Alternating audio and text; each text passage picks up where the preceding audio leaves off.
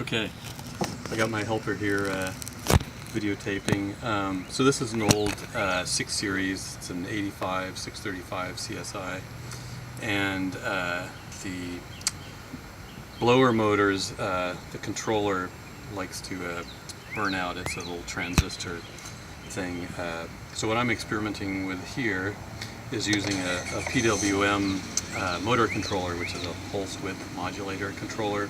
They're used in like RC cars, robotics and stuff like that.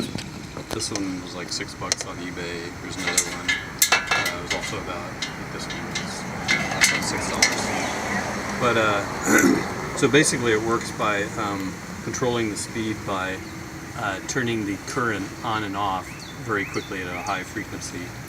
And so it's more efficient than the old style variable transistor solid state circuit, which basically just turns the extra current into heat. So anyway, so what I've done is I've hooked this up to the blower fan, which you can see down here. This is the heater blower in this car.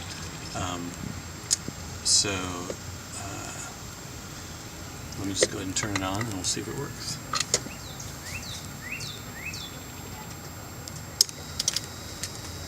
Okay, turned on the ignition. You can see it's already going a little bit here, and so this actually controls the speed down to 0. Turning it up here. All the way to maximum. And works pretty smoothly and quietly. So here we're looking at the PWM controller. You can see it controlling the blower motor, and it works really well. But so here's the issue. This is actually not that hard to mount the little potentiometer that controls it in the instrument panel. Just here's a broken piece from my old one, and you can see that it was pretty easy to mount it in there. And so this is the front of the control panel, the instrument panel in there. And so it was actually not that hard to mount that once you remove the old variable controller. And then, so this would be the fan controlled knob. But the problem is, in the BMW it only turns 90 degrees. That's from 0 to full. But the potentiometer goes all the way like that.